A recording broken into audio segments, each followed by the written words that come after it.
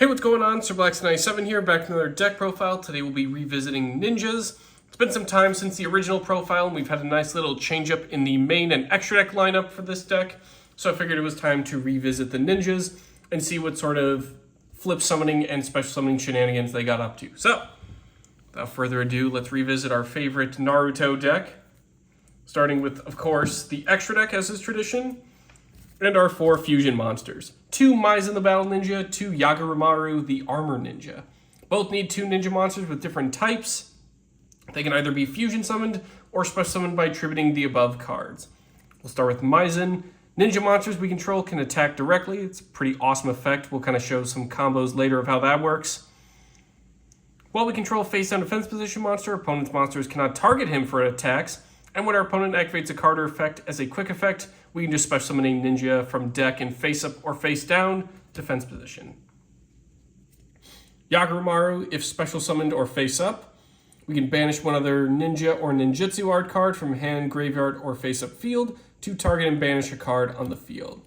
So Maizen really helps with our OTK strategy with just increasing direct damage output, and YuGiOh is a nice little bit of removal. You can fully max out YuGiOh if you really want to go all in on the banishing, but I prefer 2 of each as Maizen does come in pretty handy with his direct attack ability. Onto the Xyz, we have 1 copy of number 2 Ninja Shadow Mosquito, Blade Armor Ninja, and Heroic Champion Magnum Excalibur. We'll start with the Mosquito. 2 or more level 2 monsters can't be destroyed by battle, and we take no damage from battles involving him. All monsters our opponent controls must attack if able, and when an attack is declared, we get to activate one of these effects, detach material from him, and if we do, place a hallucination counter on a face-up monster opponent controls, and monsters with hallucination counters have their effects negated. What we can also do is inflict damage to our opponent equal to the attack of one monster with a hallucination counter. Notice that it doesn't say original attack, so if our opponent has like a Chimera attack or an access code talker that's boosted up, we can do a boatload of damage courtesy of the Ninja Mosquito. Plus a nice way to just shut down our opponent's effects as well, if we want to go that route. Blade Armor Ninja and Magnum Excalibur both need 2 level 4 warrior monsters, so this is the combo that kind of helps Maizen out.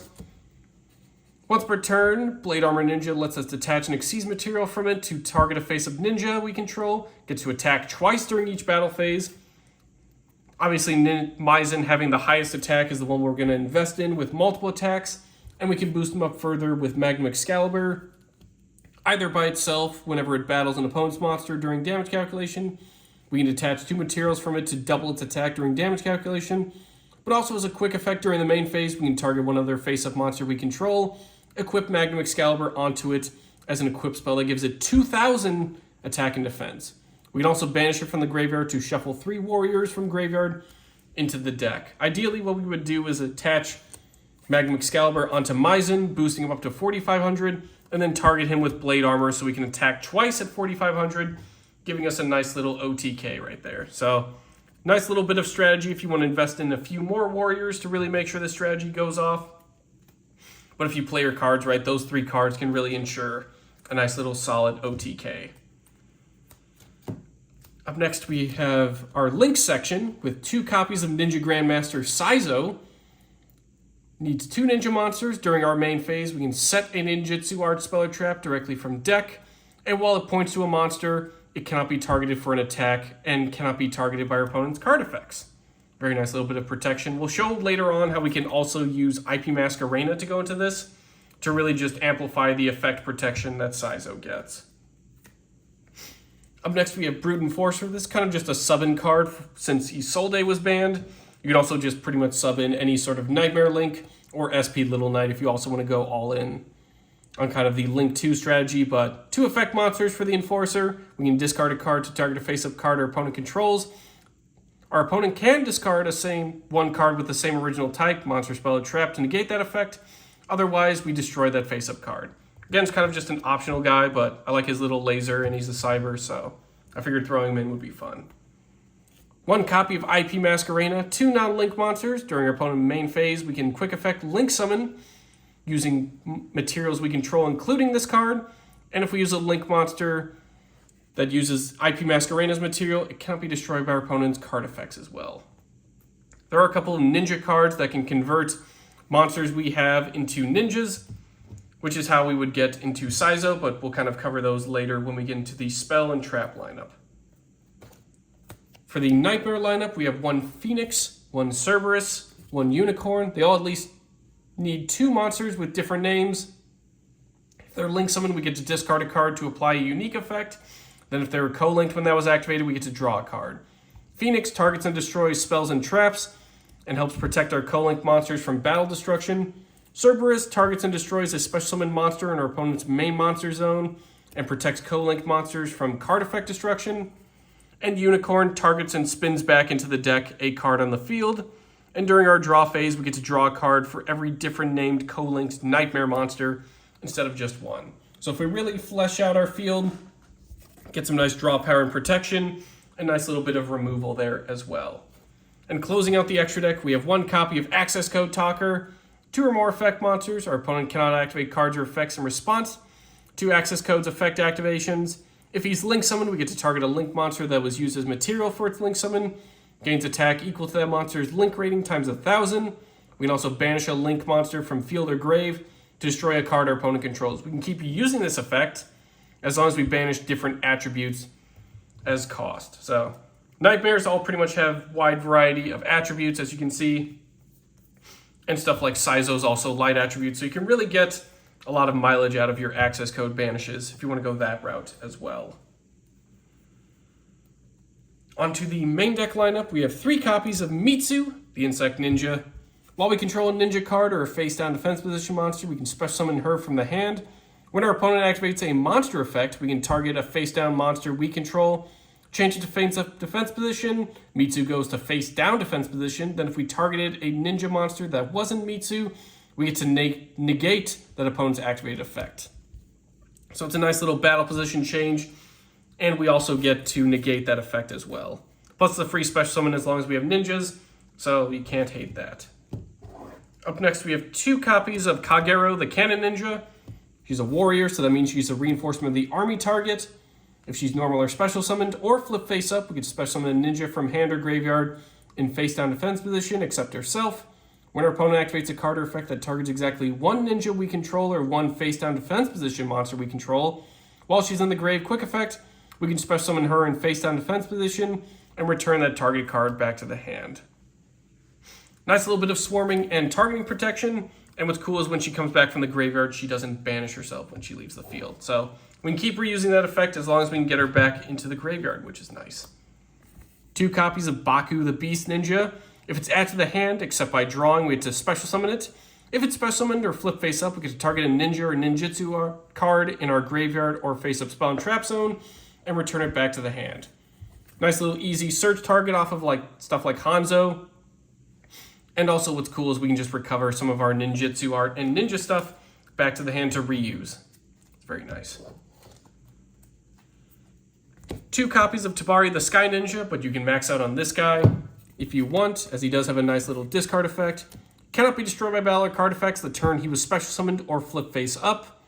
It's also a nice 1-for-1 target, so you can easily achieve that special summon condition that way. We'd also send him from hand to grave to special summon a ninja from hand in face up or face down defense position, and during our opponent's main or battle phase as a quick effect, we can fusion summon ninja fusion monsters from our extra deck using materials from hand or field. This is how you get around not having to worry about stuff like polymerization. You can just rely on Tabari. Another reason to make him a nice 3 of, as you can just place him onto the field, and then during your opponent's turn, use stuff like IP Masquerena for a link summon, or Tabari for your fusion summon. Up next, we got 2 copies of Green Ninja and 1 copy of Yellow Ninja. We'll start with Green. It's also a level 2 warrior, so that means it's a reinforcement target. If a monster is special summoned to our field face up, we get to target one of them, special summon this guy from the hand, and if we do, change that monster to face down defense position. And if it's sent from hand or field to the grave, we can target a monster on the field and change it to face up attack or face down defense position. Nice little battle changer and free material, which is very nice. Yellow Ninja. If he's normal summoned or flip face up, we can special summon a level 4 or lower ninja from hand in attack or face down defense position, and then get locked into ninjas from the extra deck for the rest of the turn.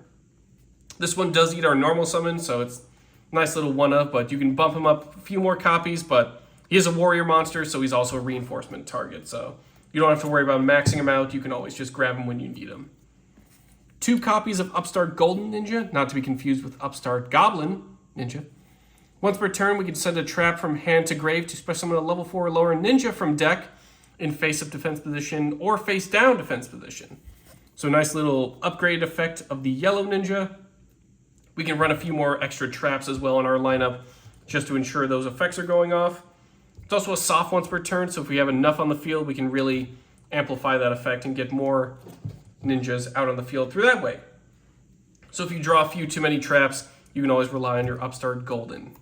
And then finally, the Grandmaster himself, 3 copies of Ninja Grandmaster Hanzo. Much like Upstart Golden, he's also a level 4 warrior, so he's a reinforcement target and a nice way to go into our Magnum Excalibur or Blade Armor Ninja.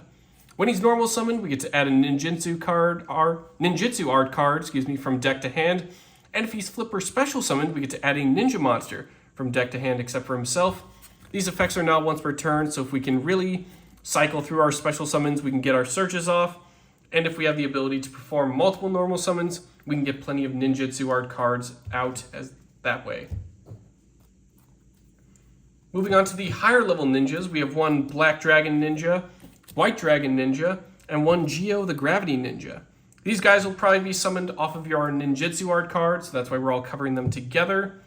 Black and White Dragons cannot be special summoned except by the effects of ninja monsters or ninjutsu art cards.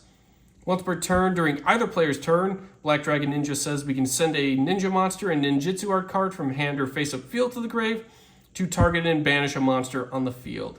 If this face-up card leaves the field, we can special summon as many monsters banished by this card's effect as possible to their owner's field. So nice little bit of removal there, but we got to be wary that whenever he leaves the field face-up, anything we banished with him will be returning. White Dragon Ninja has more of a passive effect. Spell and traps we control cannot be destroyed by card effects. That includes every spell and trap we have, so floodgates and field spells as well can also be protected here, which is pretty nice.